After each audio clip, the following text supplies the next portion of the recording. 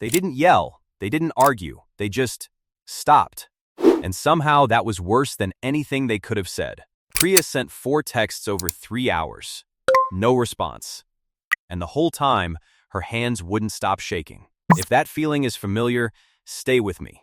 Because what was happening to Priya has a name. And once you know it, it can never control you the same way again. Priya is 31. She manages a team of 12 people at work.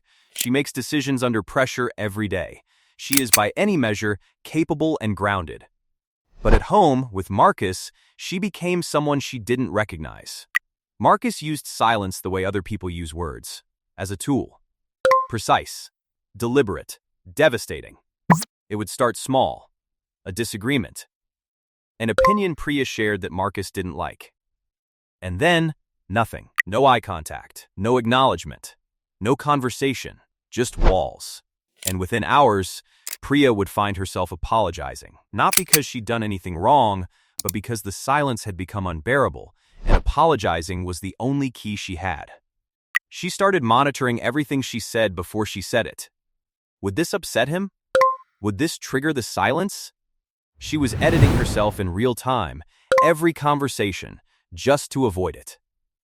2 years in, Priya said something that stopped me when I heard it.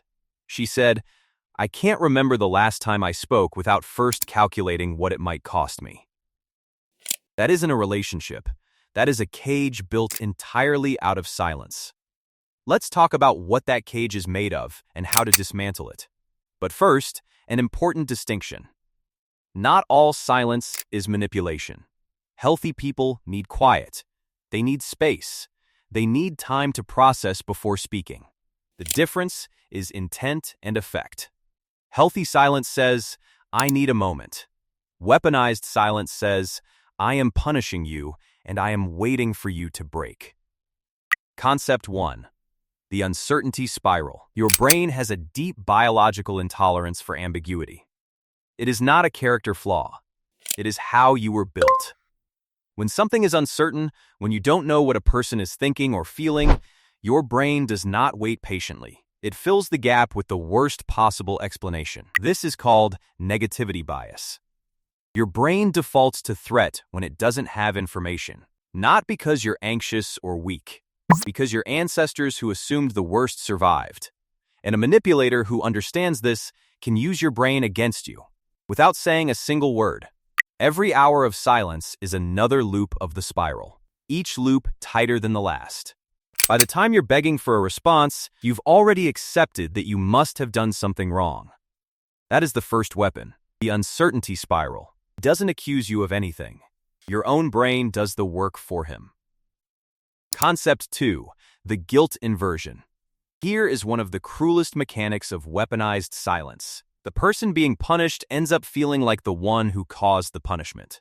In a healthy conflict, both people feel some discomfort. In weaponized silence, all of the discomfort is transferred to one person. The silent one feels nothing, or satisfaction, and you feel everything. This is called guilt inversion because the guilt ends up in the wrong place. The person who started the conflict, by choosing silence as a response, is now being treated as the victim, and you are apologizing for their choice. Priya would apologize for things like having an opinion, for disagreeing, for existing in a way Marcus found inconvenient in that moment, and each time she apologized, Marcus would end the silence, warmly even, reinforcing the pattern, teaching her brain, apology ends the pain, so apologize. Concept 3. The power asymmetry. Here is something that sounds simple, but sit with it for a moment. In any conversation, both people have the power to speak, but only one person has the power to be silent. When Marcus chose silence, he removed himself from the conversation entirely. He couldn't lose an argument he wasn't in. He couldn't be questioned if he didn't answer. He couldn't be held accountable if there were no words. The silence made him untouchable. And it made Priya scramble, alone in that space where a conversation should have been. Power asymmetry is the gap that opens up between someone who controls the communication and someone who is controlled by it. And here is the deepest part. Priya couldn't even fight back, because fighting requires both people to show up. You cannot have an argument with a wall. Concept 4. the self-erasure loop. This is the mechanism that took Priya the longest to see, because it happened so gradually. Over time, to avoid triggering Marcus's silence, Priya began editing herself. Not dramatically. Not all at once. One sentence at a time. She stopped sharing her real opinions at dinner. She softened every criticism. She laughed at things she didn't find funny. She agreed with things she didn't believe. All to avoid the silence. This is the self-erasure loop. Every edit removes a piece of who you are. Slowly. Methodically. Until one day you look in the mirror and you don't recognize the person looking back. And the worst part? Marcus never asked her to erase herself. He just made the cost of being herself too high to pay. That is the genius and the cruelty of silence as a weapon. It leaves no visible marks, and yet it can dismantle a person completely. None of it, is something you asked for, or deserved, or could have prevented just by being different. But now you have something Priya didn't have for 2 years. You have the words for it. Let's use them. Step 1. Name the silence for what it is. The single most powerful thing you can do, right now, is give this tactic its name, out loud, even if only to yourself. Not to diagnose the other person, not to win, but because naming a manipulation tactic activates your prefrontal cortex, your thinking brain, and turns down the panic response. Your action. The next time the silence begins, say this sentence to yourself. This is a control tactic. It is designed to make me doubt myself, and it is working on purpose. You don't have to say it to them. You don't have to do anything with it yet. Just naming it interrupts the spiral. It creates a tiny gap between the panic and your response. Step 2. Interrupt the spiral. Once you've named the tactic, the spiral will still try to run. Your brain will still want to fill the silence with worst-case scenarios. This is automatic. We don't fight automatic. We redirect it. Your action, when the spiral starts, pick up a pen and write down 3 things that are objectively, verifiably true right now. Not feelings. Not interpretations.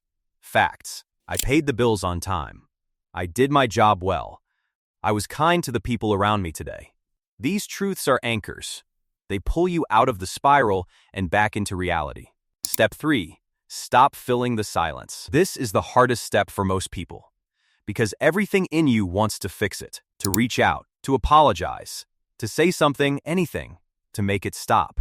But here is the critical truth. Every time you fill the silence, you teach the manipulator that silence works. You reward the tactic, and you guarantee it will be used again. Your action? Set a specific wait time. Tell yourself, I will not respond for 2 hours. Or until tomorrow. Then, do not respond before that time. This does 2 things. It removes the reward from the tactic, so it loses power over time. And it returns control to you, because you chose when and whether to respond. Step 4. Set a consequence, not a plea. The final shift is the most important. Moving from asking the silent person to stop to telling them what will happen if they continue. A plea sounds like, please talk to me. I can't take this. I'm sorry. A consequence sounds like, when you stop speaking to me for hours, I am going to leave the room and continue my day. We can talk when you're ready to use words. This is not about being cold or punishing back. It is about making clear that your presence is not guaranteed, regardless of whether they speak or not. A consequence removes the power of silence, because silence only works when you stay and absorb it. When you decline to absorb it, silence has nowhere to go. Priya did all 4 of these steps. Not in a week, not dramatically, over months, and with help. The last time Marcus went silent, Priya said 11 words. Just 11. I see what's happening here. I'll be in the other room. And then, she went to the other room. And she read a book. And she was okay. She wasn't performing well. She wasn't suppressing pain. She just, finally, stopped letting silence be louder than her own voice. If you recognized yourself in Priya's story, share this with someone who needs it. And our next video on gaslighting is waiting for you right now. You were never the problem. You just didn't have the words yet.